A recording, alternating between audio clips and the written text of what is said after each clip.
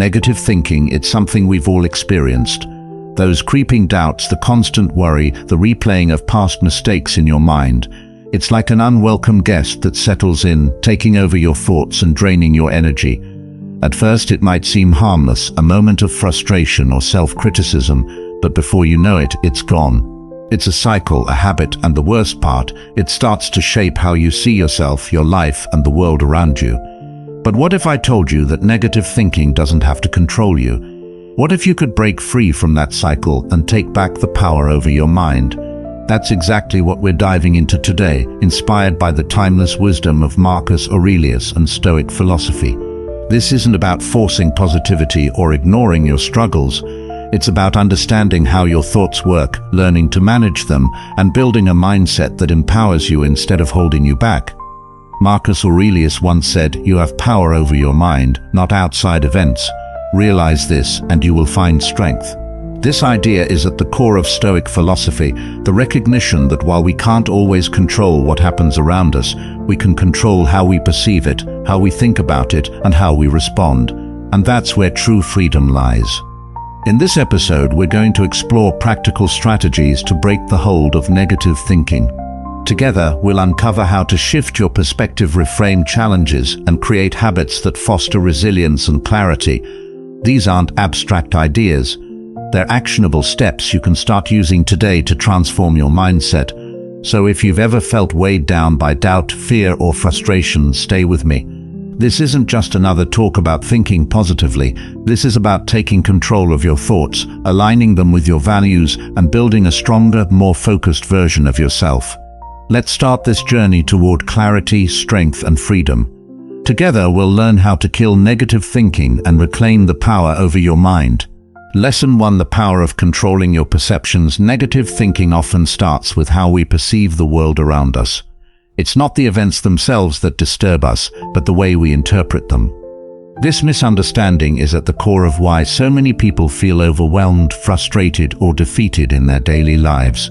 When something goes wrong, like receiving criticism or facing an unexpected challenge, our immediate reaction is often to create a negative story about it. These stories are what amplify the problem, not the event itself. Marcus Aurelius explained this perfectly when he said, "If you are distressed by anything external, the pain is not due to the thing itself, but to your estimate of it, and this you have the power to revoke at any moment." In simpler terms, it's not what happens to you, it's how you think about it. Your perceptions are the lens through which you view the world, and when that lens is clouded by negativity, even minor challenges can feel insurmountable. For example, let's say a coworker criticizes your work. You might immediately think, "I'm terrible at this. I'll never succeed." But is that the truth, or is it just your perception? What if instead you thought, "This feedback is an opportunity to improve and grow"? The event doesn't change, but your perspective does, and with it, your emotional response. The problem with distorted perceptions is that they take root quickly. Over time, they can shape how you see yourself, your relationships, and the world around you. Left unchecked, they become patterns that limit your potential and drain your peace of mind. So how do you start taking control of your perceptions? First, it begins with awareness. Pay attention to the thoughts that arise when you face challenges or criticism. Ask yourself, is this story I'm telling myself helping me or hurting me? Often you'll find that it's not the event itself that's painful, but the interpretation you've attached to it. Second, challenge those interpretations. If you catch yourself spiraling into negativity, pause and ask, is there another way to view this situation, one that empowers me rather than drains me? This shift may feel small, but it can make all the difference. Finally, practice reframing. Instead of focusing on what's wrong, practice reframing. Focus on what's possible. When you're stuck in traffic, for example, rather than fuming about the delay, think about how you can use that time productively, whether it's listening to a podcast or simply taking a moment to breathe and relax. Controlling your perceptions isn't about denying reality. It's about choosing a mindset that serves you rather than sabotages you. It's about realizing that while you can't always control what happens, you can always control how you respond. The next time you're faced with a frustrating situation, pause and remind yourself, this isn't about the event, it's about my perception of it. By shifting your perspective, you take the first step toward freeing yourself from negativity and building a mind that works for you, not against you. Lesson 2: Unraveling the roots of negative thinking. Negative thinking isn't just an annoying habit. It's a deeply ingrained pattern that often stems from specific roots. These roots might come from your upbringing, past experiences, societal pressures, or even fears you've internalized over time. To overcome negative thinking, it's crucial to understand where it comes from and why it holds such power over you. Think about it. Negative thoughts often emerge as a form of self-protection. If you faced criticism, rejection, or failure in the past, your mind may create patterns of negativity to prepare you for the worst or shield you from future pain. While this might seem like a helpful mechanism, it actually keeps you stuck, preventing you from growing, taking risks, or seeing life clearly. Marcus Aurelius said it best: "The soul becomes dyed with the color of its thoughts." This means the more you allow negative thinking to dominate, the more it defines your outlook on life. If your thoughts are constantly focused on fear, failure, or doubt, that becomes your reality. Let's break this down. Imagine you're about to take on a new challenge, like giving a presentation. A voice in your head says, "You'll mess this up. Everyone will judge you." That voice isn't coming from reality. It's coming from a pattern rooted in past experiences or fears. Perhaps you stumbled once before, and your mind clings to that memory, replaying it like a warning. But here's the truth: those past experiences don't define your present or your future. Recognizing this is the first step toward breaking free. So how do you unravel these roots of negativity? Start with awareness. Pay attention to when negative thoughts arise and trace them back to their source. Ask yourself, where did this thought come from? Is it based on fact, or is it an old story I keep telling myself? Once you've identified the root, challenge it. If you're afraid of failure, for example, remind yourself of the times you succeeded despite your fears. If your thoughts are rooted in self-doubt, ask yourself, what evidence do I have that proves this thought wrong? More often than not, you'll find that these negative patterns are built on assumptions, not reality. Finally, replace those thoughts with intentional, empowering ones. This isn't about blind positivity. It's about choosing thoughts that serve your growth. Instead of thinking, "I'll never be good enough," try, "I'm still learning, and every step forward counts." Unraveling negativity is like decluttering a closet.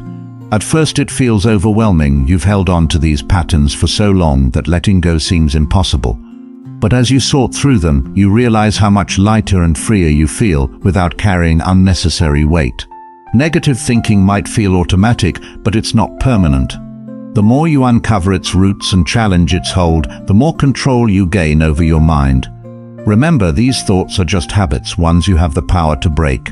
And as you let go of them, you'll find yourself stepping into a clearer, more empowered version of yourself. So the next time negativity creeps in, pause and remind yourself, this isn't me. It's just a pattern I'm ready to change. That awareness is your first step to freedom. Lesson 3: Renewing your mind. Negative thinking is like an old script running on repeat in your mind. Over time, these thoughts become so familiar that they feel like the only reality, even when they're far from the truth. But here's the good news. Your mind is incredibly adaptable. Just as it learned these patterns, it can unlearn them and adopt new ones. This process of replacing harmful thoughts with empowering ones is what it means to renew your mind. Renewing your mind begins with understanding that you don't have to accept every thought that crosses your mind. Just because a thought appears doesn't mean it's true, helpful, or worth your attention. Marcus Aurelius emphasized this power, saying the happiness of your life depends upon the quality of your thoughts. In other words, what you allow yourself to dwell on shapes your experience of life. Let's start by recognizing why this is so important. Negative thoughts don't just make you feel bad in the moment, they limit your potential. Imagine constantly telling yourself, "I can't do this," or "I'll fail no matter what I try." These beliefs become self-fulfilling prophecies, holding you back before you even begin. Renewing your mind means breaking free from these constraints and giving yourself the chance to thrive. But how do you actually do it? The first step is awareness. Pay attention to your thoughts throughout the day. Notice when a negative pattern emerges. For example, if you make a mistake, does your mind immediately jump to self-criticism? Do you tell yourself, "I'm not good enough," or "I always mess things up"? Catching these moments is the foundation of change. Once you're aware of a negative thought, challenge it. Ask yourself, is this really true? Is there evidence to support this, or am I assuming the worst? Most of the time, you'll find that negative thoughts are based on fear, not fact. Replace these thoughts with ones that are constructive and grounded in reality. For example, instead of saying, "I can't do this," try, "I'm learning, and every step I take brings me closer to success." A powerful tool for renewing your mind is reframing. This means shifting your perspective to see challenges as opportunities for growth, rather than obstacles. Let's say you face rejection, whether it's for a job, a project, or a personal goal. Instead of thinking, "This proves I'm not good enough," reframe it as, "This is a chance to reflect, improve, and try again with greater clarity." Reframing doesn't change what happened, but it changes how you feel and what you do next. Another effective practice is gratitude. Gratitude shifts your focus from what's wrong to what's right. By regularly reflecting on the things you're thankful for, you train your mind to notice the positive, even in difficult situations. It's like rewiring your brain to see the glass as half full, not half empty. Think of renewing your mind as cleaning a window. Over time, dirt and grime build up, distorting your view. But with intentional effort, you can wipe away the negativity and see the world with fresh clarity. It's not about ignoring reality, it's about choosing to focus on what empowers you rather than what holds you back. The next time you find yourself stuck in a loop of negative thinking, pause and remind yourself, "I have the power to renew my thoughts." By consciously choosing thoughts that uplift and inspire you, you're not just changing your mindset, you're transforming your life. And with each new thought, you take another step toward becoming the best version of yourself. Lesson 4. Surrounding yourself with positivity. The environment you surround yourself with has a powerful influence on your thoughts, emotions, and overall mindset. Think about it. When you're around supportive, uplifting people, or in a space that inspires calm and focus, you naturally feel more positive and motivated. On the other hand, if your environment is full of negativity, whether it's constant criticism, toxic relationships, or overwhelming distractions, it's much harder to maintain a healthy mental state. Marcus Aurelius once said, "The happiness of your life depends upon the quality of your thoughts." While it's true that your mindset is your responsibility, the spaces and people you choose to engage with either help or hinder that effort. Negativity can be contagious, but so can positivity. The key is to intentionally curate an environment that nurtures growth and resilience. Start by taking a closer look at the people in your life. Are they encouraging, understanding, and supportive? Or do they often criticize, discourage, or drain your energy? This isn't about blaming others, but about recognizing the impact they have on your mental and emotional well-being. Surrounding yourself with positive influences doesn't mean cutting everyone off.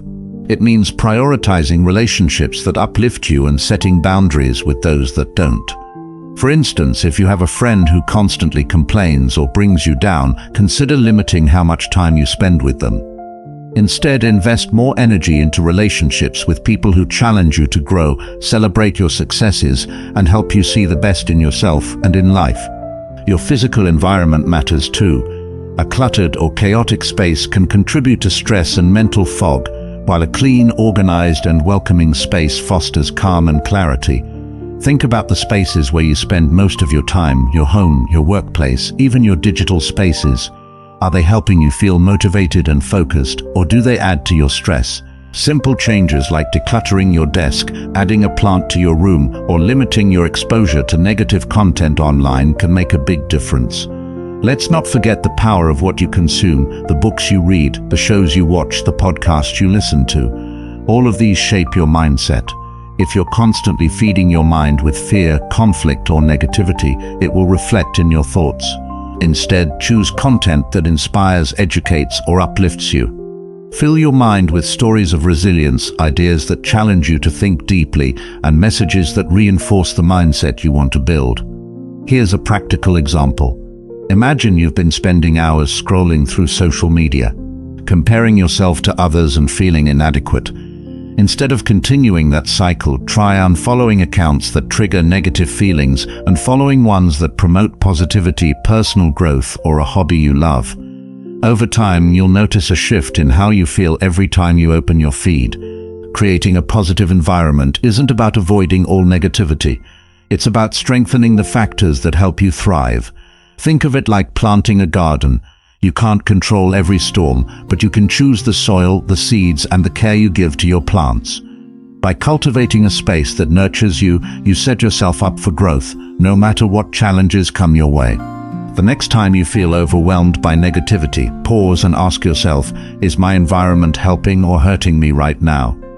Then take one small step to shift it in a more positive direction.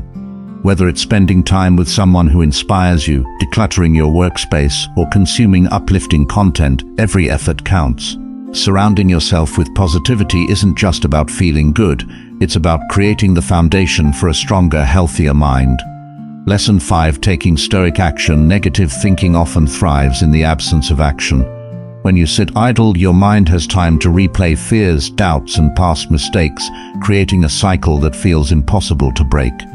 One of the most powerful ways to disrupt this cycle is to take deliberate, purposeful action. Action shifts your focus from worrying about what could go wrong to working on what you can make right. Marcus Aurelius understood this well when he wrote, "Waste no more time arguing about what a good man should be." B1. Stoicism emphasizes that clarity and peace of mind come not from endless analysis, but from aligning your actions with your values. When you take intentional steps toward growth, negativity has less space to take hold. So what does Stoic action look like? It starts with focusing on what's within your control. Many negative thoughts stem from obsessing over things you can't change, other people's opinions, past mistakes, or unpredictable outcomes. Instead of getting stuck in that mental loop, direct your energy toward actions that matter. For instance, if you're worried about an upcoming exam, instead of fretting about the result, focus on preparing as best as you can. By acting, you shift from being a passive observer to an active participant in your life. Action also builds momentum. Imagine standing at the bottom of a steep hill, unsure how to start climbing. The longer you stand there, the more overwhelming the hill seems. But the moment you take the first step, no matter how small, the task begins to feel manageable. Each step reinforces your ability to keep moving forward. Let's take a practical example. Suppose you've been procrastinating on a project because you're worried it won't turn out perfectly. Instead of waiting for the perfect moment to start, break the task into smaller, actionable steps. Write one sentence, organize your ideas, or set a timer for just 10 minutes of work. These small actions not only help you make progress, but also quiet the negative thoughts that tell you you're not capable. Another key aspect of Stoic action is aligning what you do with your core values. Ask yourself, what matters most to me? How can my actions reflect those priorities? When your actions are driven by purpose rather than fear, you naturally build resilience and confidence. For example, if kindness is one of your values, focus on acts of kindness in moments of doubt. Helping someone else can be a powerful antidote to feeling stuck in your own negativity. Taking action doesn't mean you'll eliminate all obstacles or avoid all mistakes. What it does mean is that you'll move forward despite them. The Stoics believed that life's challenges aren't barriers. There are opportunities to grow stronger. Every time you take action in the face of negativity, you prove to yourself that you're capable of overcoming it. Think of action like lighting a candle in a dark room. The darkness doesn't disappear entirely, but the light gives you enough clarity to navigate through it. With every step you take, the light grows stronger and the shadows of doubt grow weaker. The next time you feel consumed by negative thoughts, don't stay stuck. Ask yourself, what's one small step I can take right now to move forward? Then take it. Whether it's sending an email, starting a workout, or simply getting out of bed, each action builds momentum. Because in the end, it's not what you think about that shapes your life. It's what you do, and every action you take is a step toward breaking free from negativity and building a life of purpose and strength. Lesson 6. The power of words. The words you use, both in your internal dialogue and in your conversations with others, carry immense power. They shape how you see yourself, how you approach challenges, and how you interact with the world. When negative thoughts dominate your language, they reinforce doubt and fear, creating a self-fulfilling cycle.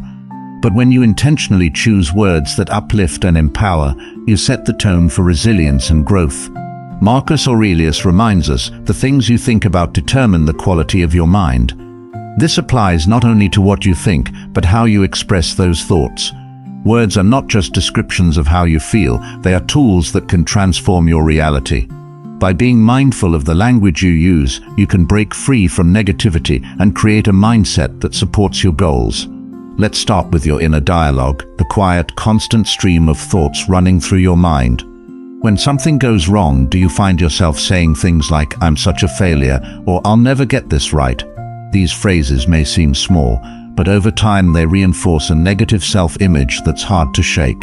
Instead, consider reframing them. For example, if you make a mistake, shift from "I'm terrible at this" to "I'm learning," and mistakes are part of the process. This small change not only softens the blow, but also redirects your focus toward growth. Now think about the words you use when talking to others. Complaining, gossiping, or focusing on the negative can create a cloud of negativity that affects not only you, but also those around you. On the other hand, speaking with kindness, gratitude, and optimism can elevate your mood and strengthen your connections. For instance, instead of saying, "I'm so stressed, I'll never finish this," try, "This is challenging, but I'm making progress." The shift may feel subtle, but it has a profound impact on your mindset. Here's an example. Imagine you've had a rough day at work and your first instinct is to vent about everything that went wrong. While it's okay to acknowledge your feelings, dwelling on them in negative language only deepens the frustration. Instead, try expressing what you learned or how you plan to move forward. For instance, say, "Today was tough, but it showed me where I can improve." This approach doesn't deny the difficulty. It reframes it in a way that promotes resilience. One powerful way to harness the power of words is through affirmations. Affirmations are intentional, positive statements that help reprogram your mind. For example, if you struggle with self-doubt, repeat phrases like, "I am capable and strong," or "I am worthy of success." Over time, these words start to feel true because they shift your focus toward what you want to believe about yourself. Another practice is gratitude journaling. At the end of each day, write down 3 things you're grateful for. These can be big or small. A supportive friend, a moment of laughter, or even a cup of coffee. By focusing on the positive, you train your brain to notice the good in your life, counteracting negative thought patterns. Think of your words like seeds. Each time you speak, whether internally or externally, you plant a seed in your mind and the minds of those around you. Negative words plant weeds that take over your mental garden, while positive words plant flowers that grow and thrive. The choice of what to plant is entirely yours. The next time you catch yourself using negative language, pause and ask, "Are these words helping or hurting me?" Then choose a different narrative, one that aligns with the mindset you want to build. Because when you choose your words wisely, you're not just shaping your thoughts, you're shaping your life. And that's a power worth using intentionally. Lesson 7. Cultivating emotional resilience. Life is unpredictable. No matter how much you plan or prepare, challenges, setbacks, and disappointments are bound to happen. The question isn't whether you'll face difficulties, it's how you'll respond when they arise. Emotional resilience is the ability to recover and even thrive in the face of adversity, and it's one of the most powerful tools for overcoming negative thinking. Marcus Aurelius understood this well when he said, "You have power over your mind, not outside events.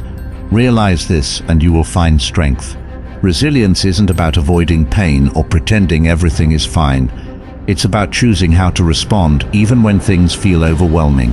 It's about staying grounded no matter how chaotic the world around you becomes. So what does emotional resilience look like in action? It starts with accepting that some things are outside of your control. When you resist this reality, you waste energy on things you can't change, which only amplifies frustration and negativity. Resilience means redirecting that energy toward what you can control: your thoughts, actions, and attitude. Imagine this. You've been working hard on a project, and at the last minute, something goes wrong. Instead of spiraling into blame or self-pity, a resilient mindset asks, "What's my next best step?"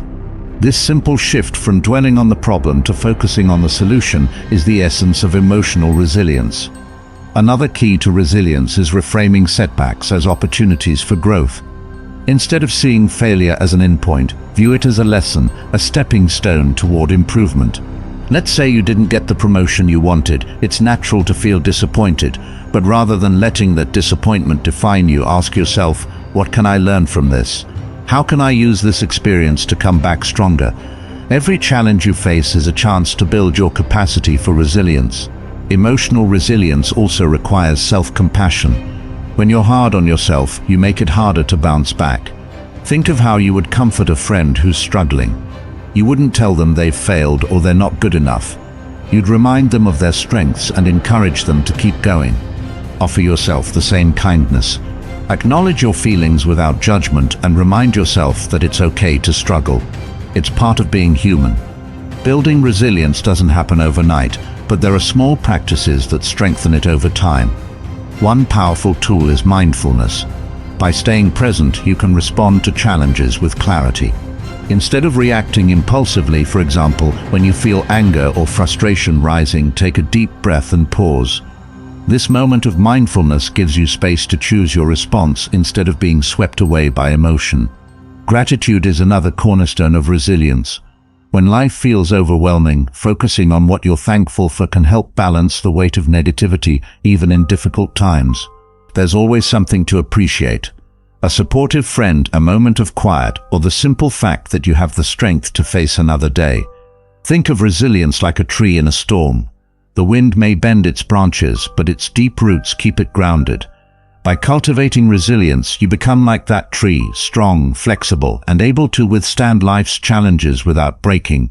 The next time you face adversity, pause and remind yourself, this is hard, but I have the strength to get through it.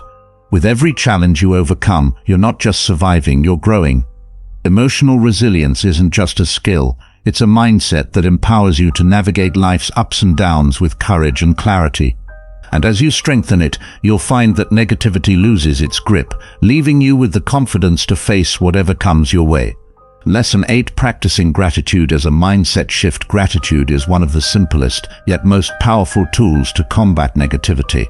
When life feels overwhelming or unfair, it's easy to focus on what's missing, what's going wrong, or what could be better. But gratitude shifts your perspective. Instead of dwelling on the negatives, it redirects your attention to what's already good in your life, no matter how small. Marcus Aurelius once said, "Do not indulge in dreams of having what you have not, but reckon up the chief of the blessings you do possess, and then thankfully remember how you would crave them if they were not yours." This wisdom is a reminder that much of our unhappiness comes from taking what we have for granted while chasing what we don't. So what does practicing gratitude look like in daily life? It's not about ignoring challenges or pretending everything is perfect.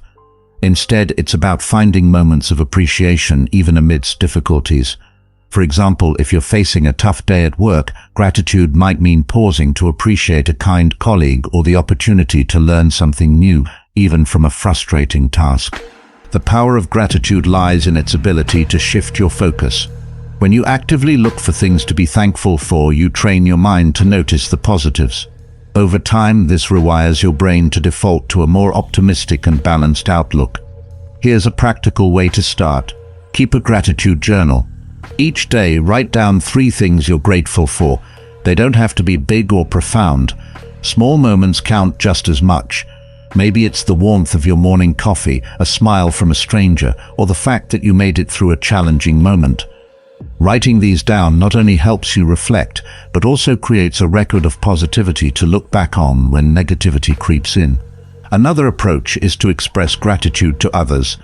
Take a moment to thank someone, a friend, a family member, or even a co-worker for something they've done. It could be as simple as saying, "I really appreciate how you helped me with that task," or "Your advice really made a difference." Expressing gratitude strengthens your relationships and spreads positivity to those around you. Let's consider an example. Imagine you're stuck in traffic, late for an appointment. Frustration and stress might feel inevitable, but instead of letting those emotions take over, pause and shift your focus. Maybe you're grateful for the chance to listen to a favorite podcast or for the safety of your car. These small moments of gratitude won't change the traffic, but they can change how you feel about it. Gratitude also helps you put challenges into perspective. When faced with a setback, ask yourself, what can I learn from this? Is there something in this experience I can appreciate, even if it's just the strength I'm building by facing it? By finding even a small silver lining, you reduce the power of negativity. Think of gratitude. Like a light in a dark room, it doesn't erase the darkness, but it illuminates enough to help you find your way. The more you practice it, the brighter that light becomes, guiding you through life's challenges with greater clarity and peace. The next time you catch yourself stuck in a loop of negative thinking, pause and ask, what can I be grateful for right now? Even in the toughest moments, there's always something to appreciate. Gratitude isn't just a fleeting emotion, it's a practice, a choice, and a powerful tool to reshape your mindset. By focusing on what's good, you create space for more positivity, resilience, and fulfillment in your life. And that's a shift worth making. Lesson 9. Embracing impermanence. One of the most significant causes of negative thinking is our resistance to change. We cling to the idea that things should stay the same. Our comfort zones, relationships, or even our daily routines. But life, by its very nature, is constantly changing. Nothing is permanent. The good news? Embracing this truth can free you from much of the stress, fear, and negativity that come with resisting it. The concept of impermanence has been echoed by many philosophers and thinkers. Marcus Aurelius wrote, "All things pass away. What we do in life, how we react, and the decisions we make, that's what remains ours." Accepting impermanence doesn't mean resigning yourself to helplessness. It means understanding that change is inevitable and learning to navigate it with grace. Think about it. How often do we dwell on the past, wishing things could have stayed the way they were, or fear the future, imagining what we might lose? This attachment to what was or what might be keeps us trapped in cycles of negativity. By embracing impermanence, you free yourself to live fully in the present.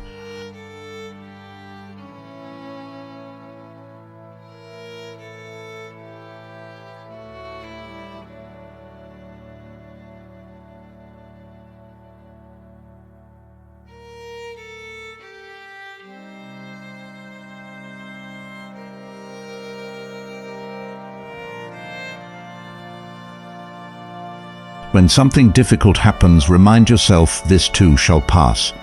Pain, frustration, and setbacks are temporary.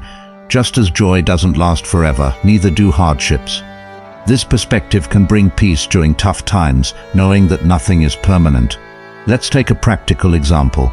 Imagine you've had a falling out with a close friend. It's painful and the situation feels overwhelming.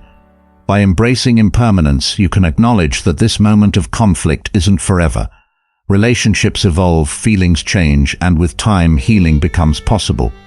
Whether that means reconciling or moving forward separately. Another way to practice this is by reflecting on gratitude for the present moment. Instead of fearing what you might lose, focus on what you have right now. For instance, if you're enjoying time with loved ones, savor that experience fully, knowing it won't last forever. And that's precisely what makes it meaningful. Embracing impermanence also helps you let go of perfectionism. When you understand that nothing stays the same, you realize that mistakes, failures, and even successes are just moments in time. This gives you the freedom to try, fail, and try again without being weighed down by fear of the outcome. Think of impermanence like a river. The water flows constantly. It's never the same from one moment to the next. If you try to hold on to it, you'll only frustrate yourself. But if you let it flow, you can appreciate its beauty and adapt to its currents. The next time you feel stuck in negative thinking, whether it's regret over the past or anxiety about the future, pause and remind yourself. Everything changes. This moment is temporary. By embracing impermanence, you create space for peace, acceptance, and growth. Instead of fighting change, you learn to flow with it, finding strength in the understanding that life's constant evolution is what makes it so beautiful. Lesson 10. Building a purpose-driven life. At the heart of negativity often lies a lack of direction. When you don't have a clear sense of purpose, it's easy to feel lost, unmotivated, or overwhelmed by challenges. Purpose acts like a compass, guiding your thoughts, actions, and decisions. It gives your life meaning, helps you navigate tough times, and keeps negativity from taking root. Marcus Aurelius said, "People who labor all their lives but have no purpose to direct every thought and impulse are wasting their time, even when hard at work." This is a reminder that simply staying busy or chasing external goals isn't enough. Without a deeper purpose, even success can feel hollow. Purpose isn't just about what you achieve. It's about aligning your actions with your values and what truly matters to you. So how do you discover and build a purpose-driven life? Start by asking yourself some key questions. What gives me a sense of fulfillment? What impact do I want to have on others or the world? What aligns with my core values and strengths? Your purpose doesn't have to be grand or world-changing. It could be as simple as being a supportive friend, creating meaningful art, or learning and growing every day. What matters is that it resonates with you and gives your life a sense of direction. Having a purpose doesn't mean life will be free of challenges. What in fact, it often involves facing obstacles head-on. But when you're grounded in purpose, those challenges feel less daunting. Instead of being setbacks, they become opportunities to grow and stay aligned with what matters most. For example, let's say you're working toward a goal.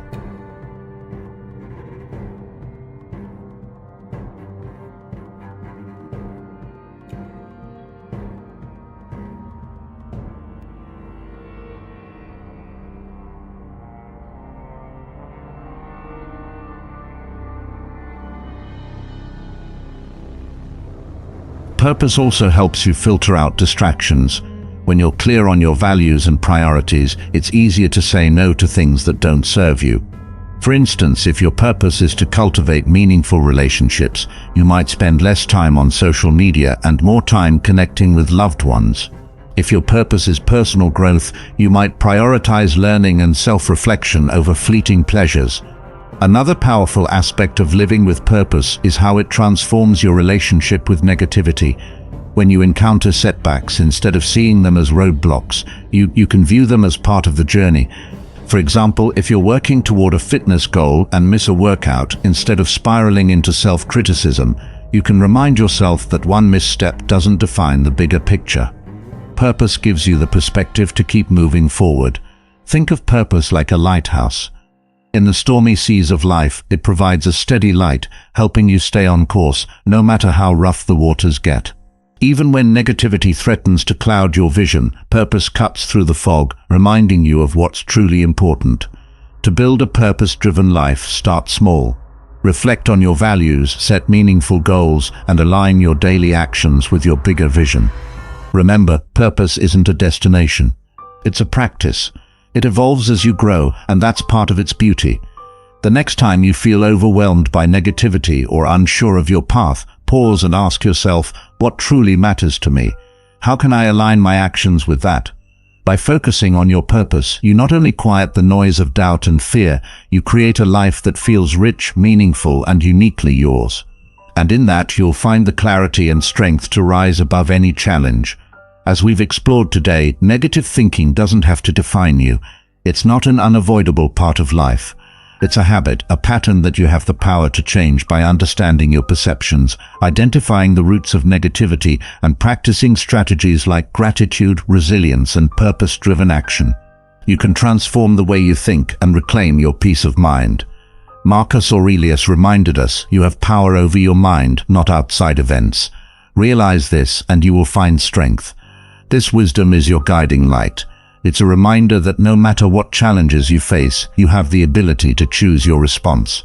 You have the strength to break free from negativity and build a life aligned with clarity, purpose, and growth. As you move forward, I encourage you to reflect on what resonated with you most in this episode. What small change can you start implementing today? Whether it's pausing to reframe a negative thought, practicing gratitude, or setting boundaries to protect your energy, remember that every step counts. The journey to mastering your mind isn't about perfection, it's about progress. If this episode spoke to you, don't keep it to yourself. Share it with someone who might benefit from these insights. Let's spread the power of breaking free from negativity and building stronger, more resilient minds. And if you've made it this far, I'd love to hear from you. What's one thought or lesson from today that you're taking with you? Drop it in the comments below. Thank you for joining me on this journey. Remember, the power to change your thoughts and your life is already within you. Until next time, stay mindful, stay intentional, and most importantly, stay focused on building the best version of yourself. Have you ever found yourself wanting something, dreaming about success, happiness, or achievement, but but feeling like it's just out of reach. You push forward, work hard, but no matter what, it seems like life is pulling you in different directions, leaving you feeling unfulfilled or stuck. You're not alone. It happens to all of us at some point. But here's the truth. Success, fulfillment, and the ability to make things happen in your life aren't just about hard work or wishful thinking. There's a Stoic secret to achieving your goals that has been passed down for centuries. And it's not a flashy hack or a shortcut. It's a mindset. A way of living that empowers you to navigate challenges, stay grounded, and most importantly, take control of your life. In today's episode, we're going to explore the Stoic secrets to making things happen for you. Stoicism teaches us that real power comes from mastering ourselves, aligning with reality, and focusing on what we can control. By adopting these principles, you can stop waiting for things to change and start creating the life you want step by step. But before we dive into the 15 Stoic habits that can help you take control and make things happen, let's start by reflecting on how ancient wisdom can help us thrive in today's fast-paced world. How can we stay grounded, focused, and resilient, no matter what life throws our way? Join me as we explore these Stoic secrets and learn how to unlock the power within you to create meaningful change in your life starting today. 1. Master inner peace. Ataraxia. Stay unshaken. Have you ever faced a situation that completely threw you off balance? Maybe it was a disagreement, an unexpected change, or a stressful deadline. In those moments, it's easy to get swept up in the chaos, to let your emotions take over, and to feel overwhelmed by external circumstances. But here's a Stoic secret. The calmer you are, the more power you have over your actions and reactions. The Stoic concept of ataraxia refers to a state of inner peace and tranquility, unaffected by external events. This concept teaches us that true strength comes from the ability to remain unshaken by the external world. When you master inner peace, you are no longer at the mercy of stress, anxiety, or the turbulence of daily life. You become more centered, more focused, and ultimately more resilient. Imagine for a moment that you're facing a stressful situation, perhaps a difficult conversation with a colleague, an impending deadline, or a personal challenge. The typical response would be to feel anxiety, frustration, or even panic. However, by practicing ataraxia, you can create space between the event and your reaction. Instead of being emotionally hijacked by the situation, you pause, breathe, and choose to respond with calmness and clarity. Ataraxia is not about ignoring your emotions or suppressing your feelings. Instead, it's about recognizing that your emotional responses are within your control, even if the external situation is not.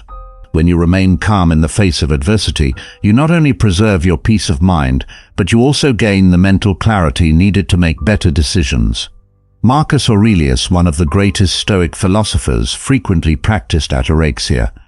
In his meditations, he often reminded himself to stay calm and collected no matter what the day brought him. He wrote, "The happiness of your life depends upon the quality of your thoughts." In essence, our emotional state is determined not by what happens to us, but by how we choose to interpret and respond to it. The power of mastering inner peace is that it allows you to regain control over your emotions. Instead of reacting impulsively or letting the world dictate how you feel, you make a conscious choice to stay unshaken no matter the circumstances. It's the foundation for making thoughtful decisions, maintaining resilience, and creating the mental clarity necessary to move forward with purpose. So how do you start mastering ataraxia? The key is mindfulness. Whenever you're faced with a situation that triggers strong emotions, take a step back, breathe deeply, observe your feelings, and then choose your response with intention. Don't react immediately. Use that pause to connect with your inner calm and act from a place of strength. Over time, this practice will help you navigate even the most chaotic situations with peace and composure. Mastering ataraxia is about building emotional resilience and learning that peace comes from within, not from external circumstances. The more you practice it, the stronger you'll become in facing whatever life throws your way. 2. Embrace your fate. Amor fati. Work with life, not against it. How often do we resist life's challenges, wishing things were different or fighting against the hand we've been dealt? It's natural to feel frustrated when life doesn't go according to plan, when you face a setback, experience disappointment, or encounter the unexpected. But here's the Stoic secret. Instead of resisting life, embrace it. Embrace your fate, amor fati, and see every experience, good or bad, as a stepping stone for growth. The concept of amor fati, or love of fate, teaches us to not only accept what happens, but to love it. Because it is all part of the unfolding of our lives. It's about finding meaning and growth in every situation, whether it aligns with our desires or challenges us in ways we didn't expect. The Stoics understood that the only thing we truly have control over is how we respond to life. And amor fati is a powerful tool for cultivating resilience and acceptance in the face of difficulty. Think about the last time something didn't go as planned. Perhaps a job opportunity fell through, a relationship ended, or an unexpected event threw you off course. In those moments, it's easy to feel frustrated, angry, or even hopeless. But amor fati invites you to shift your mindset. Instead of focusing on what went wrong or wishing things were different, embrace the situation as part of your journey. Ask yourself, what can I learn from this? How can I use this experience to grow stronger or wiser? By embracing your fate, you stop resisting what's happening and begin working with it. You see setbacks not as defeats, but as opportunities for growth. Life is constantly changing, and when we fight against the natural flow of things, we exhaust ourselves. However, when we accept and work with what life brings us, we can remain centered and resilient. We stop wasting energy on resistance and instead channel that energy into moving forward with clarity and purpose. The Stoics believed that everything that happens, no matter how difficult, is an opportunity for growth. Marcus Aurelius in his meditations often reflected on this idea. He wrote, "The impediment to action advances action. What stands in the way becomes the way." This is the essence of amor fati. Whatever obstacles or challenges life presents, they are not in our way, they are the way. They are the lessons, the catalysts for personal growth, and the opportunities that shape our character and our future. This mindset doesn't mean passively accepting everything that happens to you, but rather actively engaging with the present moment, finding meaning in adversity, and choosing to grow from every experience. When you embrace your fate, you stop looking for a way out of your struggles and instead find strength within them. You learn that your path is defined not by external circumstances, but by your response to those circumstances. So how can you embrace amor fati in your own life? Start by shifting your perspective when things don't go as planned. Instead of resisting, ask yourself, what can I learn from this? How can this challenge make me stronger? Every experience, whether it brings joy or pain, is an opportunity to align more deeply with your purpose, values, and goals. By loving your fate, you open yourself to greater resilience and strength, and you allow life to unfold as it should, rather than fighting against it. 3. Focus only on what you can control. How often do we waste time and energy fixating on things that are beyond our control? It's easy to get caught in the endless cycle of worry about other people's actions, the unpredictability of life, and external circumstances that seem out of reach. But here's the Stoic secret. True power lies in focusing only on what you can control. In life, we cannot control everything. We can't control the weather, other people's choices, or the outcomes of certain situations. However, we always have control over how we respond to these things. The Stoics believed that by focusing on what is within our control, our thoughts, actions, and mindset, we gain true freedom and peace of mind. Think about the times you felt overwhelmed or frustrated by something that was out of your control. Perhaps it was a work project that didn't go as planned, a conversation that didn't go the way you expected, or an event that didn't unfold as you hoped. How much energy did you spend focusing on those things? Probably a lot, and it likely didn't help you in any way. The Stoic approach, however, invites us to shift our energy toward what we can influence. Our responses, our attitude, our efforts. By redirecting our focus away from external events and toward our internal reactions, we regain control. We stop giving away our emotional power to situations and people who do not deserve it. Epictetus, a Stoic philosopher, said it best. It's not what happens to you, but how you react to it that matters. This insight is the key to Stoic resilience.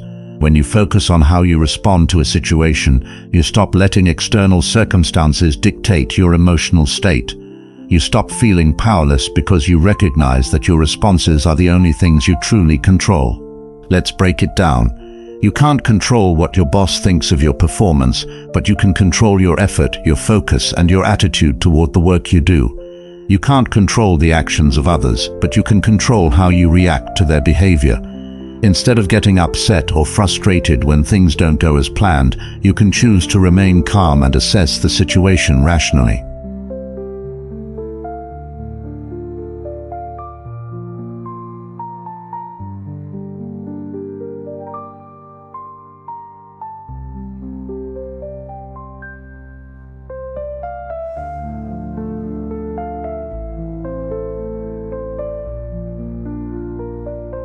To apply this Stoic principle, start by identifying what's within your control each day.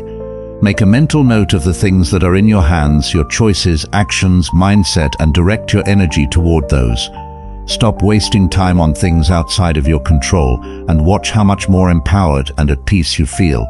When you focus only on what you can control, you'll begin to make things happen, not because you're trying to control everything, but because you're investing your energy where it truly matters.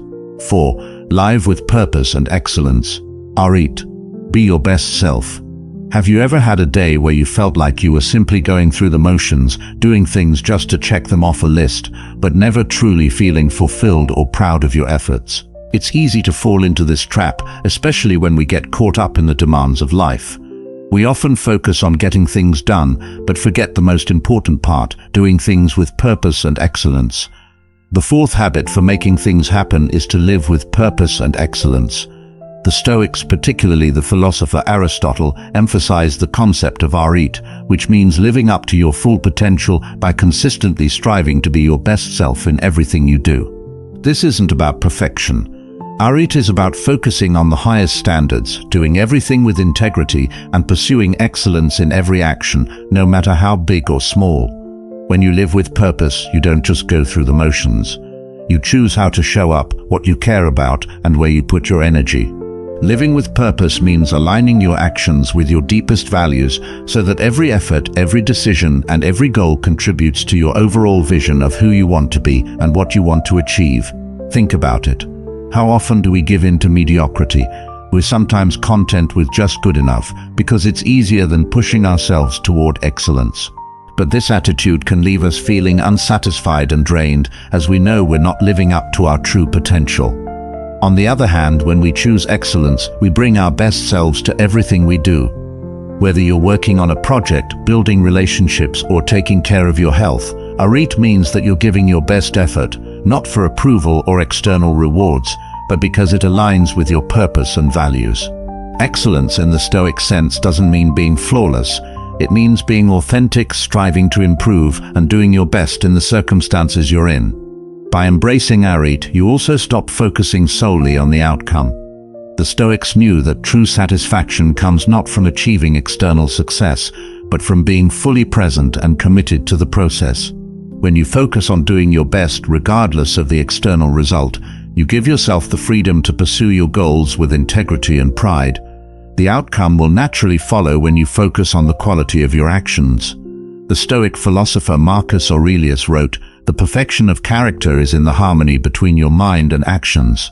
This means that when you are aligned with your purpose, your thoughts and actions become an integrated force, creating both success and satisfaction. By pursuing excellence in all areas of your life, you begin to see not just the results, but also the growth that comes from striving for your highest potential. So how can you apply arit to your life today? Start by identifying the areas where you can raise your standards, whether it's in your work, personal relationships, or self-care routines. Commit to excellence in the small things. Don't just focus on the end result. Focus on the effort, the intention, and the quality of everything you do. When you live with purpose and excellence, you start to make things happen, not because you're striving for perfection, but because you're consistently showing up as the best version of yourself, and that's where true success is born. 5. Prepare for challenges. Premeditatio Malorum. Expect the unexpected. How often have you gone through your day only to be blindsided by something you didn't expect? A sudden problem at work, an unexpected obstacle in your personal life, or an emotional setback that throws you off course. The truth is, life is unpredictable, and no matter how much we plan, challenges are inevitable. But here's the Stoic secret to making things happen. Prepare for challenges in advance, and you'll be ready to face whatever comes your way. The Stoic practice of Premeditatio Malorum, or the premeditation of evils, teaches us to mentally prepare for obstacles before they arise. Instead of being caught off guard or overwhelmed by setbacks, we anticipate them and think through how we would respond. By doing this, we build emotional resilience and the mental clarity needed to handle difficulties calmly and strategically. It might sound counterintuitive at first. Why would you spend time thinking about challenges and setbacks? Wouldn't that make you anxious or focused on negative outcomes? But Premeditatio Malorum isn't about dwelling on worst-case scenarios. It's about mentally preparing yourself to face difficulties with a sense of control without being overwhelmed by fear or surprise. When you've already thought through how you might respond, the actual challenge becomes less intimidating and you can handle it with confidence and composure. The Stoics believed that we can't control the external events in our lives, but we can control how we prepare for them and how we respond when they come. Marcus Aurelius often practiced Premeditatio Malorum in his daily reflections. He would imagine the challenges he might face as emperor, whether it was conflict, criticism, or difficult decisions, and prepare himself mentally to meet those challenges with virtue, wisdom, and calm. By anticipating difficulties, he was ready to face them with clarity, no matter how unexpected. For example, before facing a tough day or a major challenge, take a few minutes to think about what might go wrong. What challenges could you face? How might you react? What is within your control to improve the situation? This kind of mental preparation helps you to stay calm when something goes wrong, because you've already considered the possibility and planned your response. Instead of reacting emotionally or being overwhelmed, you are ready to respond strategically and keep moving forward. This practice doesn't mean you should become paranoid or dwell on every potential problem. It's about being realistic and acknowledging that challenges are part of life. The more you mentally prepare, the more you're able to embrace difficulties as part of your journey, rather than viewing them as obstacles. By anticipating the unexpected, you build resilience and are ready to handle whatever comes your way. So the next time you're preparing for a day or a task, take a moment to reflect. What challenges might arise today? How can I prepare myself to face them with grace and composure? By practicing Premeditatio Malorum, you empower yourself to handle life's inevitable obstacles with confidence, transforming challenges into opportunities for growth. 6. Master self-control in Encritea. Discipline is freedom. Have you ever found yourself reacting impulsively, whether it's overreacting in anger, indulging in unhealthy habits, or spending your time on things that don't align with your goals? It's all too easy to let our emotions, desires, and impulses dictate our behavior. The truth is, discipline isn't about restriction, it's about freedom. By mastering Encritea or self-control, you gain the freedom to choose how you respond, how you spend your time, and how you shape your life. The Stoic concept of Encritea is the practice of self-mastery, especially when it comes to controlling our impulses and desires. It teaches us that true freedom comes from being able to exercise control over our thoughts, actions, and reactions, rather than being at the mercy of our immediate wants and emotions. When we exercise self-control, we take command of our lives, rather than letting our impulses or distractions run the show. Think about how many times you've acted without thinking, driven by immediate desires or emotions. Maybe you've given in to procrastination, overindulged in unhealthy habits, or let your anger get the best of you in a difficult conversation. These moments of losing control are often followed by regret, frustration, or a sense of being off track. But self-control is the antidote to these feelings. When you master Encritea, you can break the cycle of impulsive reactions and instead make intentional choices that align with your values and goals. The Stoics, like Epictetus, understood that true power lies not in being able to do whatever we want, but in the ability to choose wisely what we will do. Epictetus said, "No man is free who is not master of himself." This freedom comes from the discipline of self-control, being able to say no to short-term temptations in favor of long-term goals. Self-control allows us to stop reacting impulsively and start responding thoughtfully based on our values and our larger purpose. So how can you begin to practice Encritea in your own life? Start by observing where you lack self-control. Is it in your eating habits, your spending habits, your reactions to stress or frustration? The first step is awareness, understanding where you tend to lose control. Once you've identified those areas, practice making small, intentional choices. For example, if you're tempted to check your phone when you should be focusing on a task, take a moment to pause and remind yourself of your bigger goal. If you're tempted to react with anger, take a deep breath and choose a calm response. Self-control is a skill that strengthens with practice. The more you exercise it, the more it becomes second nature. With Encritea, you don't just gain control over your actions, you gain the freedom to choose what truly serves you, what aligns with your goals, and what brings you peace of mind. By mastering self-control, you're also building emotional resilience. When you can control your impulses, you free yourself from the chaos of uncontrolled emotions and external distractions. You create space for clarity, for thoughtful decisions, and for the kind of purposeful living that leads to true freedom. So today, take a moment to reflect on where you can begin exercising Encritea. What impulses or desires can you control to move closer to your goals? By building this discipline, you're not only shaping your actions, you're shaping the future you want to create. 7. Stay present. Proche. The future is built now. How many times have you caught yourself obsessing over future goals, worrying about what's ahead, or stressing over what might go wrong? It's easy to get consumed by thoughts of the future, dreaming of success, fearing failure, or constantly planning for what's next. But here's the Stoic secret. The future is created in the present moment. The seventh Stoic habit to making things happen is to stay present, to focus on the now, and recognize that every action we take today is shaping our tomorrow. Proche, the Stoic practice of being present and mindful, reminds us that the key to achieving anything is not in constantly looking ahead, but in fully engaging with the present moment. The future is built one present moment at a time. The Stoics taught that while we can plan for the future, we should never become overly preoccupied with it. Our thoughts about the future can create anxiety, making us feel like we're not ready or that we have too many obstacles in our way. But this constant mental wandering keeps us from taking the most important step, acting right now in the present moment. Marcus Aurelius, the Stoic emperor, repeatedly emphasized the importance of living in the present. He wrote in his meditations, "You have power over your mind, not outside events. Realize this and you will find strength." This wisdom highlights the fact that we cannot control what happens tomorrow, but we can control how we engage with today. By staying present, you're able to focus on what's within your control, avoiding the distractions of worry or fear. It's easy to get caught up in the what-ifs of life, but Proche teaches us to bring our focus back to what is happening right now.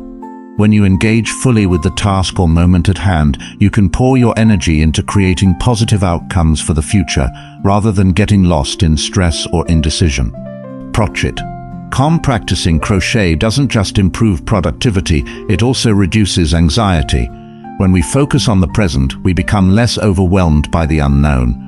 The fear of the future starts to lose its grip because we recognize that the only time we truly have is the present. One way to practice this is through mindfulness. Before diving into your day, take a moment to check in with yourself. Are your thoughts drifting towards something you can't control? If so, gently bring your focus back to the present task. Be aware of your thoughts, your surroundings, and your actions. By doing so, you train your mind to be fully present, which strengthens your emotional resilience. So start today. Embrace the present moment. Focus on the task at hand. Engage with the people around you and experience each moment fully. As you do, you'll find that the future begins to take shape naturally through the actions and choices you make right now.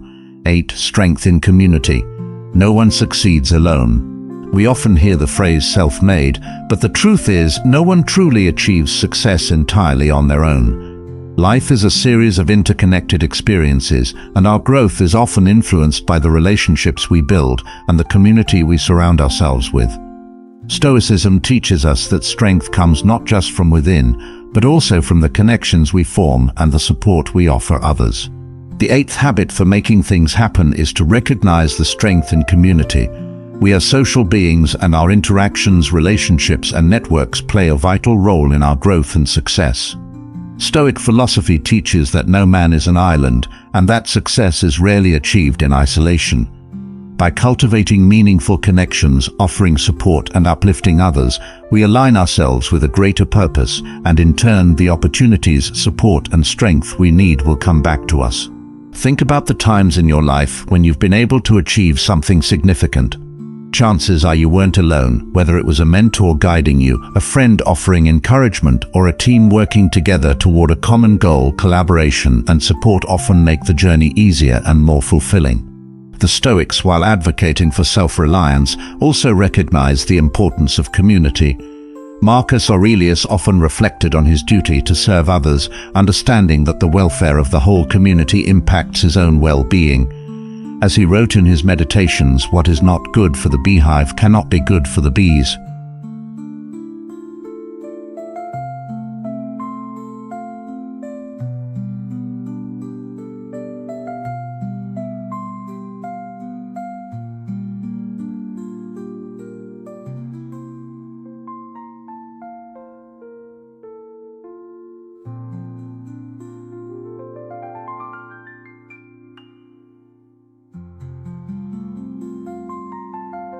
Whether it's through your personal relationships, professional networks, or the communities you're a part of, strength is found in collaboration and mutual respect.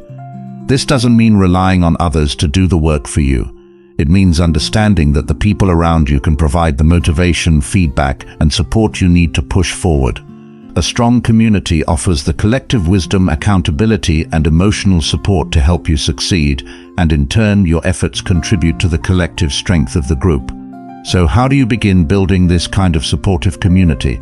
Start by offering support to others. Reach out to those around you, share your knowledge, and contribute to others' success. As you build a network of trust, respect, and mutual benefit, you will find that your own growth becomes intertwined with theirs, and together you'll all move forward with greater strength and clarity. Remember, success is not a solitary journey. Embrace the strength in community and watch as your collective efforts make the journey easier, more fulfilling, and more successful for everyone involved. 9. Balance and moderation. Avoid extremes. In a world that often celebrates extremes, whether it's in work, leisure, or personal habits, it's easy to fall into the trap of more is better. We may push ourselves to work harder, longer, and faster, believing that the more effort we put in, the more we'll achieve. On the flip side, we may indulge in excess to compensate for stress, boredom, or dissatisfaction, but here's the Stoic truth: balance and moderation are key to maintaining emotional and mental strength. The 9th habit for making things happen is practicing balance and moderation in all areas of your life. The Stoics understood that excess, whether it's in work, pleasure, or any other part of life, leads to imbalance, stress, and eventual burnout. True strength doesn't come from extremes. It comes from living a balanced life that allows you to pursue your goals while maintaining peace, focus, and well-being. Think about how often we chase after extremes in our lives. We work ourselves to exhaustion, believing that more hours means more success. Or we indulge in excess, overeating, overspending, or overindulging in distractions, believing that these things will bring us satisfaction.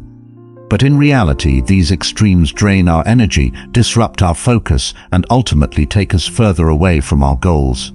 The Stoics believed in the principle of moderation. They understood that the key to emotional strength and success lies in maintaining balance, doing everything in its right measure without overindulgence or excess. This concept is rooted in the idea that true contentment comes not from accumulation, but from the ability to live simply and intentionally. Epictetus once said, "Wealth consists not in having great possessions, but in having few wants." This wisdom highlights the importance of simplifying our lives and avoiding the trap of chasing after more than we truly need. By practicing moderation, you create space for consistency, focus, and mental clarity. Instead of exhausting yourself with endless striving or giving into indulgence, you create a sustainable rhythm that allows you to pursue your goals without burning out. You take the time to rest, recharge, and maintain your energy so that you can perform at your best consistently day in and day out. The key to balance is recognizing that everything has its place: work, rest, productivity, relaxation, and each of these needs to be honored without tipping into excess. When you overwork, you burn out. When you overindulge, you feel guilty or sluggish. But when you find balance, you're able to bring your best self to everything you do and still maintain your mental and emotional well-being. So how do you start practicing balance and moderation? Begin by recognizing areas of your life where you tend to overdo it. Whether it's work, food, social media, or something else, start setting boundaries for yourself. Give yourself time to rest. Ensure that you're prioritizing the things that truly matter, while also allowing space for relaxation and rejuvenation.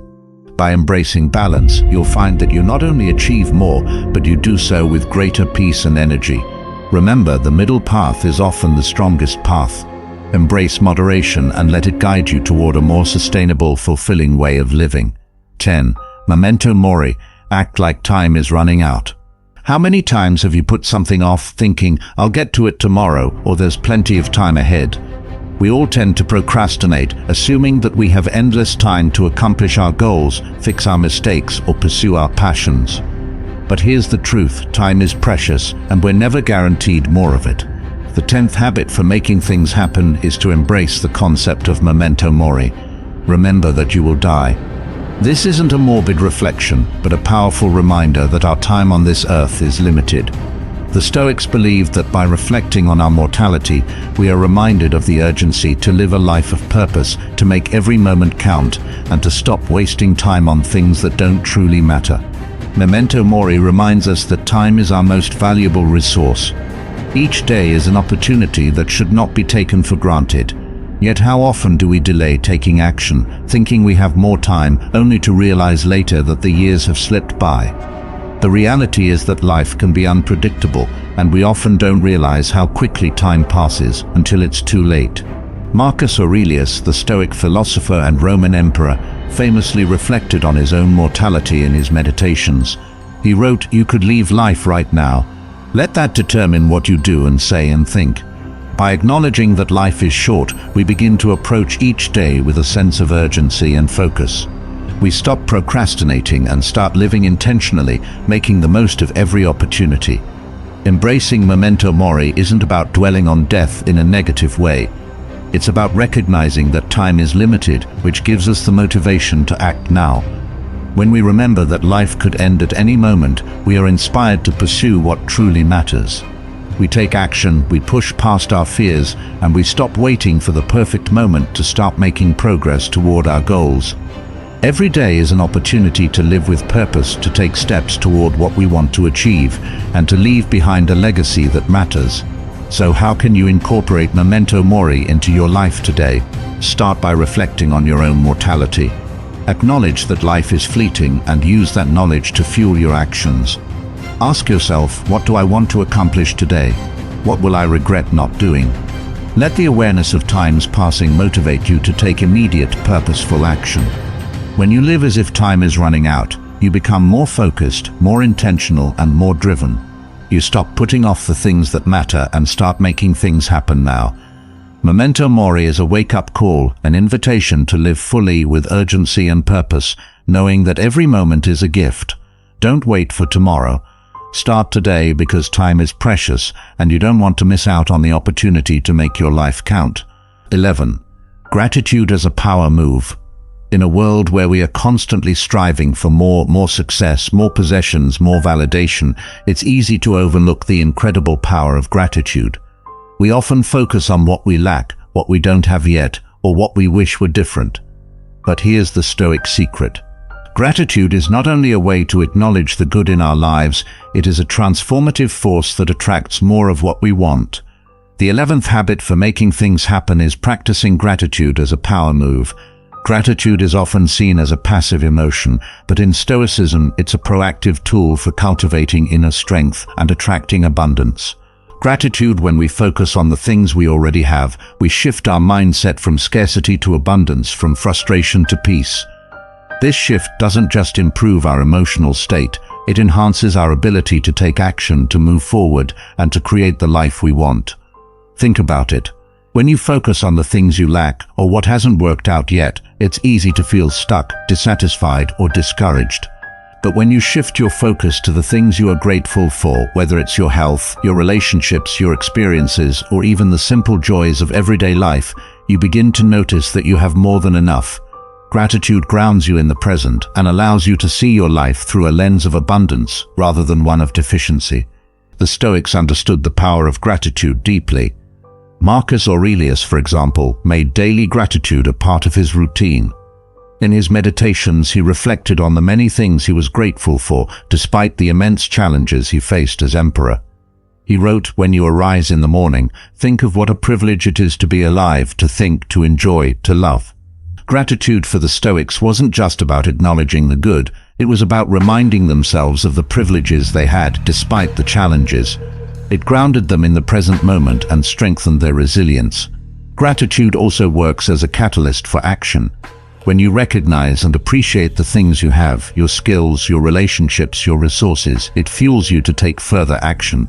Instead of focusing on the gaps or limitations in your life, you recognize the tools at your disposal and feel empowered to use them to create more success, more peace, and more joy. How can you make gratitude a power move in your life? Start by acknowledging 3 things you're grateful for each morning. These could be big, like your family or health, or small, like a moment of calm in the morning or a warm cup of coffee. Write them down or simply reflect on them before you begin your day. Notice how it shifts your energy and your mindset. You may find that your day unfolds with more clarity, positivity, and even opportunities you hadn't seen before. Gratitude isn't just a feel-good practice, it's a powerful tool for manifesting more of what you want in life. By acknowledging and appreciating the abundance you already have, you open yourself up to receiving even more. Gratitude strengthens your mindset, enriches your emotional resilience, and aligns your actions with your deeper desires. So today, practice gratitude as a power move. Recognize what you already have, and use that recognition to fuel your actions and decisions. The more you focus on the positive, the more positivity you'll attract. And soon you'll find yourself making things happen, not because you wished for them, but because you took deliberate, grateful action. Own your role in life. How many times have you found yourself shirking responsibility, putting things off, or avoiding tasks because they felt too difficult or overwhelming? It's easy to want to avoid discomfort, to wait for the right moment, or to hope that someone else will step in and take charge. But here's the Stoic truth. Everything you do matters. Your actions, your decisions, and your responsibility are what shape the world around you. Own your role in life and success will follow. The 12th habit for making things happen is embracing your duty and responsibility. Stoicism teaches that life is not just about seeking pleasure or avoiding pain. It's about recognizing our duties and taking ownership of them. Whether it's our responsibilities in our career, family, relationships, or personal development, owning our role means acting with integrity and commitment, regardless of the obstacles that stand in our way. Marcus Aurelius, the Stoic emperor, constantly reminded himself of his duty to his people and his role in the world. He wrote in his meditations, "The best way to avenge yourself is to not be like that." By focusing on his duty, Marcus kept his mind fixed on what was in his control, his actions, his role, and his contributions to the greater good. Rather than being distracted by things outside of his control, he remained anchored in the responsibilities he had been entrusted with. When you embrace your duty and responsibility, you stop waiting for things to magically align or for external circumstances to change. Instead, you step up, take action, and fulfill your role with purpose and determination. This is the true path to empowerment. The more you take ownership of your responsibilities, the more control you gain over your own life. You stop being passive and become an active participant in your own success. This doesn't mean you have to take on the world or do everything yourself. It means that you acknowledge your part in the grand scheme of things and take pride in fulfilling it. Duty is about taking responsibility for your actions, regardless of how big or small they may seem. It's about owning your choices and decisions and following through on them, even when it feels hard. For example, if you're working on a project, don't wait for the perfect moment or for someone else to take charge. Own your responsibility to complete it with excellence, even if you face setbacks. If you're in a relationship, take responsibility for your role in building trust and understanding, even if it's uncomfortable at times. Every aspect of life is an opportunity to fulfill your duty, and by doing so, you move closer to achieving your goals and finding fulfillment. To implement this habit, start by identifying your duties in your life. What are the roles you need to embrace? What responsibilities have you been avoiding or putting off? Take one small step today to own that role and fulfill your duty. By doing so, you'll gain a sense of purpose, control, and strength. Because when you own your responsibilities, you take control of your destiny. Remember, success doesn't come from waiting for the perfect conditions. It comes from owning your role in life, fulfilling your duties, and taking deliberate action. 13. Universal connection. You're part of something bigger. In the hustle and bustle of daily life, it's easy to become consumed with our own challenges, ambitions, and problems. We often focus on our individual goals and desires, sometimes forgetting that we're part of something much larger. But here's the Stoic insight.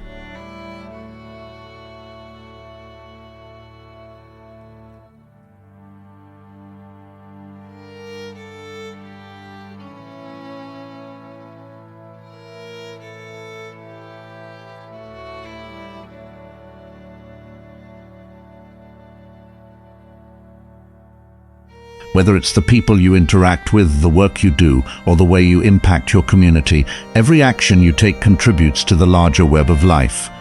This awareness helps us realize that we are not isolated beings, but interconnected with others and with the world around us. The Stoics understood that we are part of a universal order. Marcus Aurelius, in his meditations, often reminded himself of the importance of aligning his actions with the greater good. He wrote, "What is not good for the hive cannot be good for the bee." This insight is about recognizing that when we act in harmony with the collective, we act in alignment with our true nature and purpose. By contributing to the well-being of others, we contribute to the well-being of ourselves. Think about it. When you help someone else, whether it's a colleague, a family member, or even a stranger, you're not just helping them in that moment. Your action creates a ripple effect, fostering goodwill and cooperation that can spread far beyond that individual. When you contribute to your community or take responsibility in your role at work, you're not only impacting those directly involved, but you're also contributing to the larger system that sustains everything around you. This doesn't mean that we should neglect our own personal growth or ambitions, but it does mean that we should always act with the awareness that we are part of something bigger. Every choice, every decision, every action we take can have an impact on others, and that impact can be positive or negative. By recognizing our interconnectedness, we begin to act with more integrity, responsibility, and consideration for the well-being of others. Universal connection also teaches us humility. When we realize that we are just one part of a much larger whole, we stop seeing ourselves as isolated or superior. Instead, we see our place in the world as part of a grander design, a design where our actions contribute to the collective good. This awareness helps us act with more compassion, empathy, and generosity, knowing that the energy we put into the world comes back to us in ways we might not fully understand.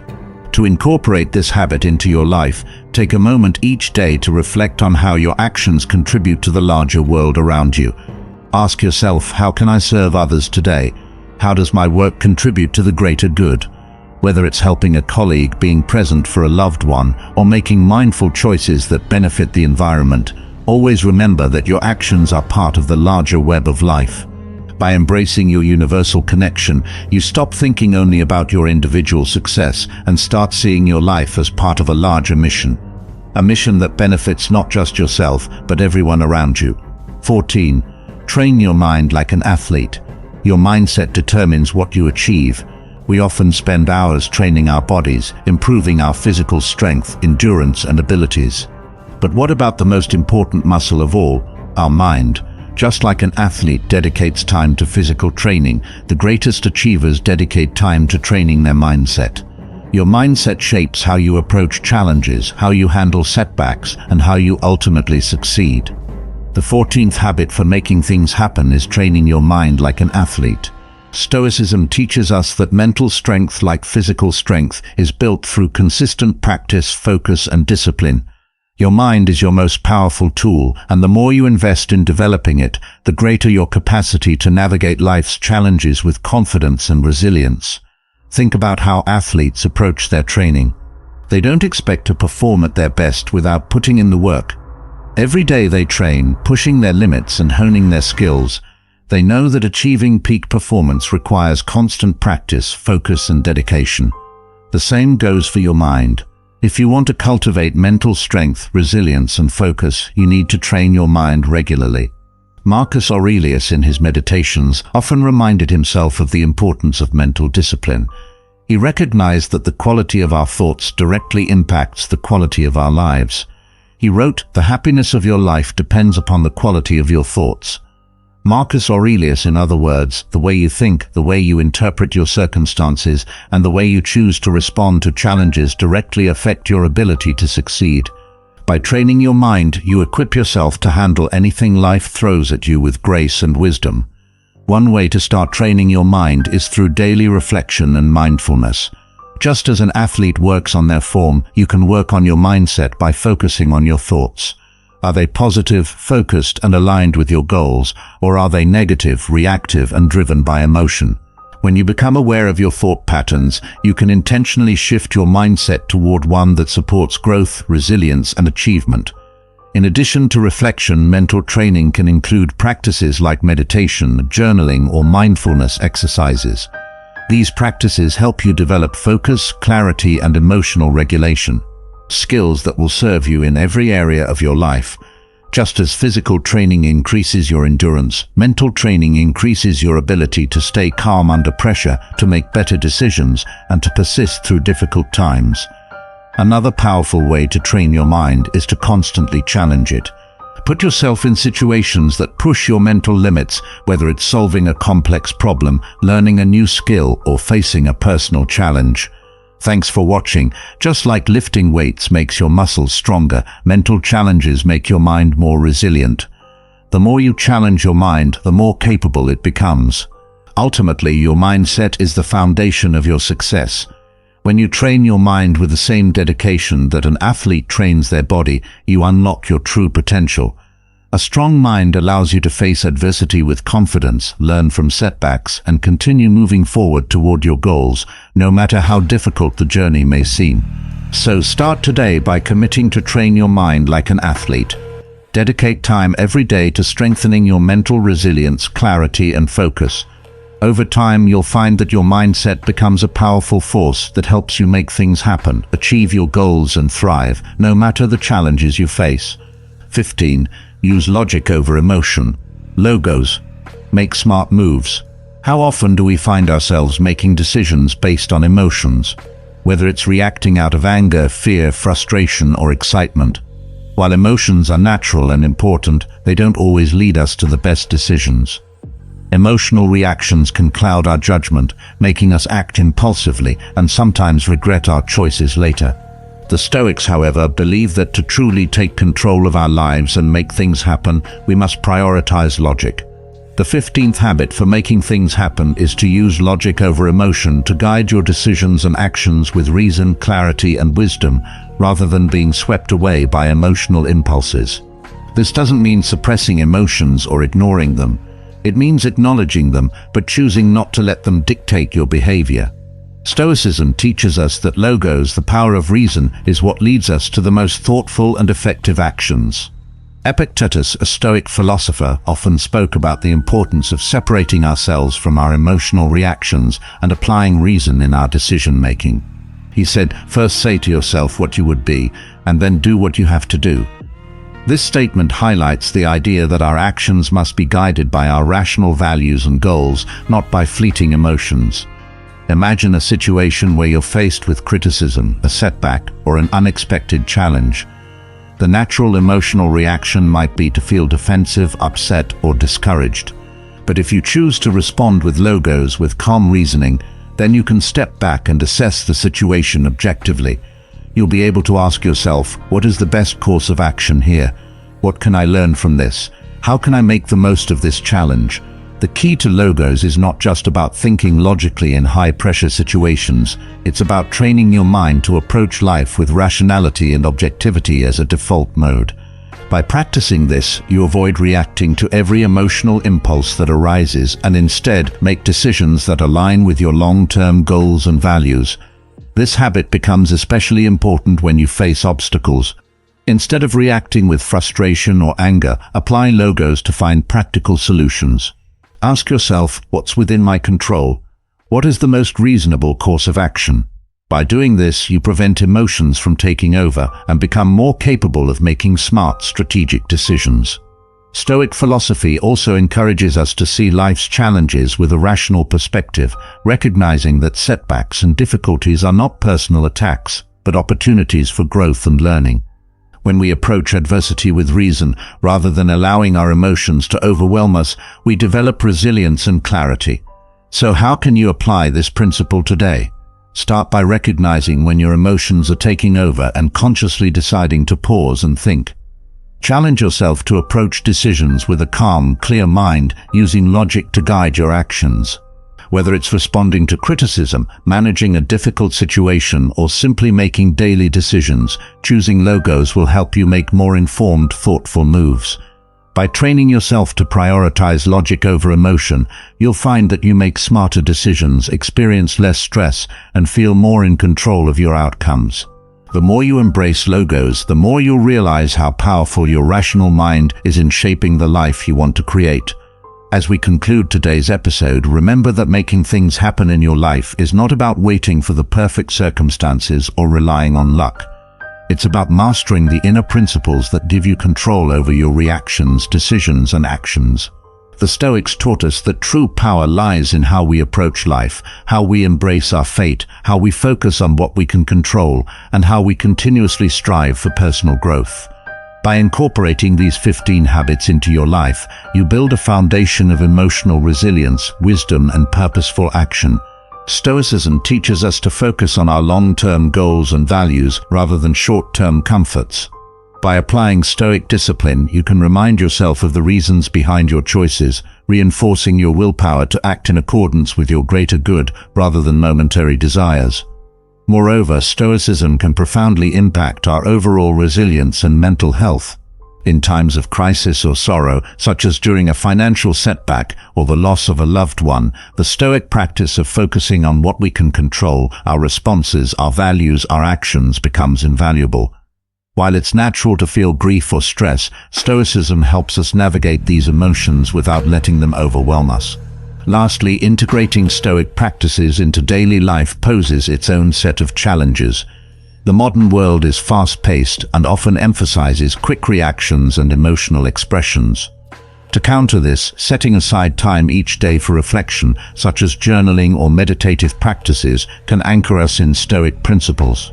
This daily commitment turns abstract concepts into tangible actions, gradually weaving Stoicism into the fabric of our everyday lives.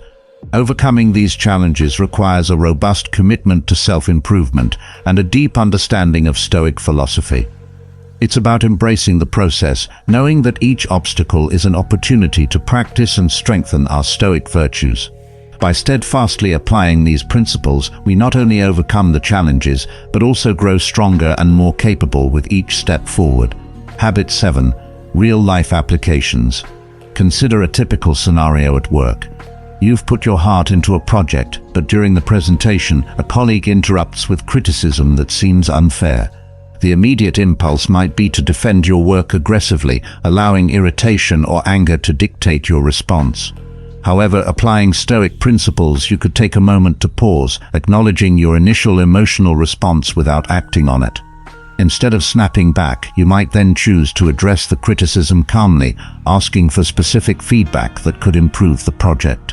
This approach not only preserves professional relationships, but also enhances your reputation as someone who is composed and receptive to feedback, even under stress. Now imagine a personal situation such as a conflict with a partner or family member. Emotions can quickly escalate in familial settings, turning minor misunderstandings into major conflicts. A Stoic approach would involve recognizing the emotional triggers as they arise and consciously choosing to respond with understanding rather than reactivity. This might mean taking time to listen actively to the other person's concerns without immediately reacting or trying to solve the problem. Such a response promotes dialogue and understanding, helping to resolve conflicts in a way that strengthens relationships rather than weakening them. In another aspect of personal development, consider the challenge of self-discipline, such as maintaining a fitness routine or a diet. It's easy to give in to momentary impulses, skipping a workout because you feel tired or indulging in an unhealthy snack. Stoicism teaches us to focus on our long-term goals and values rather than short-term comforts. By applying Stoic discipline, you can remind yourself of the reasons behind your choices, reinforcing your willpower to act in accordance with your greater good rather than momentary desires. Moreover, Stoicism can profoundly impact our overall resilience and mental health. In times of crisis or sorrow, such as during a financial setback or the loss of a loved one, the Stoic practice of focusing on what we can control, our responses, our values, our actions, becomes invaluable. While it's natural to feel grief or stress, Stoicism helps us navigate these emotions without letting them overwhelm us. It's about accepting the full picture of who you are. You might feel vulnerable at first, but this honesty brings freedom. It helps you stop pretending to be someone you're not and frees you from the emotional weight of denial. To practice this habit, start by creating time for self-reflection each day. Sit with your thoughts and ask yourself some challenging questions. Where am I holding myself back? What do I need to admit to myself in order to move forward? What do I need to change in my life to align with my true values? By making self-honesty a daily habit, you begin to peel away the layers of defensiveness and denial that have been clouding your vision. As you become more comfortable with the truth, you begin to see yourself and the world more clearly. You will be able to approach situations with more confidence because you are grounded in your own reality, not in an illusion. So start embracing your truth without shame. Let go of the need to hide, deny, or make excuses for who you are.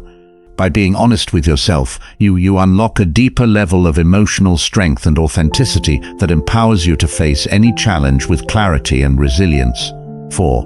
Reflect on daily events. Carry a mirror for your life. At the end of the day, how often do you truly take a moment to reflect on your actions, reactions, and emotions? Many of us rush through our days, pushing forward without stopping to examine the experiences that shape us.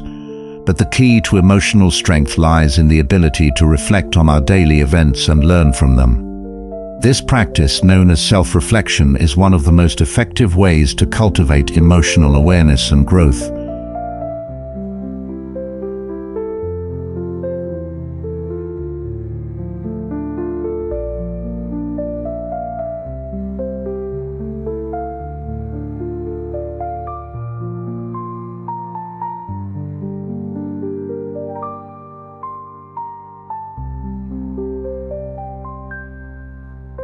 Reflection allows us to step outside of the hustle and bustle of daily life and observe ourselves with clarity and objectivity. Why is reflection so powerful? First, it helps us to become more aware of our emotional responses. We often react to situations without thinking, driven by impulses or habits. But when we take the time to pause and reflect, we gain insight into why we acted the way we did. Did we react with anger or fear? Did we approach challenges with calm and reason? Reflection helps us identify patterns in our behavior, allowing us to recognize areas for improvement and reinforce our strengths. Think about the last time you experienced a difficult or emotionally charged situation. How did you handle it? Did you respond thoughtfully or did you react impulsively? By taking a few minutes at the end of each day to reflect on moments like these, you can identify what worked and what didn't. This reflection isn't about self-criticism. It's about understanding ourselves better so that we can make more intentional, aligned choices in the future. For instance, if you had a disagreement with a colleague, instead of moving on with a sense of frustration, take a moment to reflect on the situation. Did you listen actively? Did you stay calm? Or did you let your emotions dictate your response? By reflecting on this interaction, you gain insight into how you can improve your communication and emotional response next time. This practice of reflection doesn't have to be long or complicated. In fact, it can be as simple as taking 5 minutes before bed to mentally review your day. Ask yourself, what did I do well today? What could I have done differently? How did I handle my emotions? And what can I learn from this experience?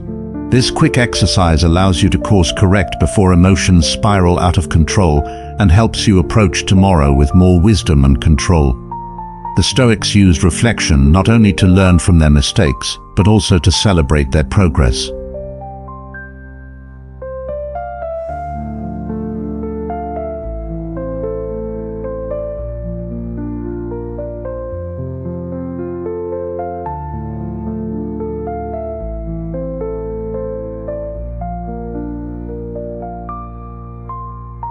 spend just a few minutes each evening reflecting on your day. Use that time to learn from your experiences, celebrate your progress, and identify areas for growth. The more you practice this habit, the stronger your emotional awareness and resilience will become. It's through this simple yet powerful habit that you build the emotional clarity and wisdom needed to navigate life's challenges with strength and purpose. 5. Practice daily gratitude. Remember what you already have. How often do you find yourself focused on what you don't have, what you want, or what's missing in your life? It's easy to fall into the trap of constantly striving for more, whether it's a promotion at work, a better relationship, or even just more time in the day. We live in a world that encourages us to always be reaching for the next goal, the next achievement, and the next level. But in the rush to achieve more, we often forget to appreciate what we already have. The 5th habit for building emotional strength is to practice daily gratitude, a habit that Stoicism values deeply. Gratitude isn't just about feeling thankful for the good things that happen to us. It's about acknowledging and appreciating the simple things in life that we often take for granted. This practice can shift our mindset from scarcity to abundance, and it's one of the most powerful ways to build emotional resilience. Gratitude grounds us in the present moment. When we focus on what we have instead of what we lack, we shift our perspective. We start to see how much we've already accomplished, how many blessings we already possess, and how fortunate we are to have what we have. This shift in mindset doesn't only improve our emotional well-being, it also helps us appreciate the journey rather than just the destination.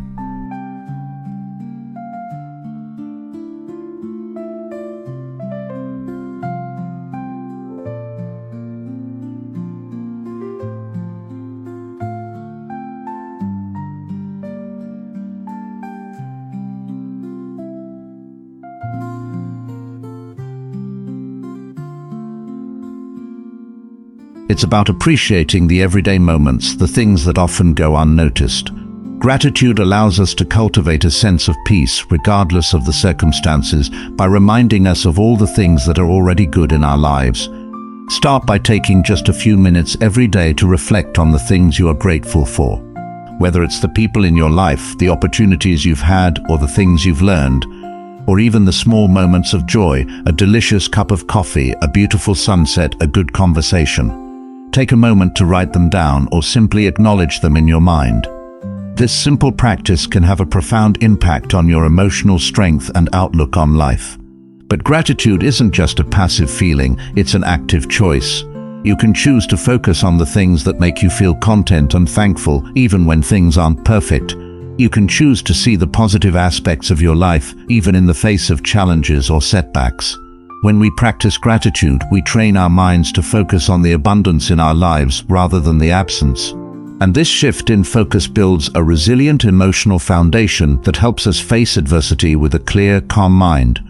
Gratitude also deepens our connection to others. When we express gratitude, whether to a friend, a family member, or a colleague, we strengthen our relationships and create an environment of positivity and support. It's a habit that not only strengthens our own emotional well-being, but also spreads that strength to the people around us. So tomorrow morning, start the day by listing 3 things you're grateful for. And when challenges arise, remind yourself of the things that are already going well. Gratitude is a daily practice that will reframe your mindset, foster emotional strength, and help you stay grounded in the present, no matter what comes your way. 6. Learn the art of letting go. Accept loss as part of life. We all experience loss, whether it's the loss of a job, a relationship, a dream, or even a sense of certainty about the future. Loss can come in many forms, and it often brings with it a mix of emotions: sadness, anger, disappointment, and fear. In the face of loss, it's easy to feel overwhelmed, like the rug has been pulled out from under you.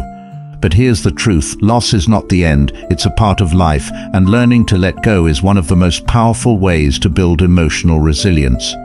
The 6th habit for emotional strength is learning the art of letting go, embracing loss as a natural part of life, not as something that defines or breaks you.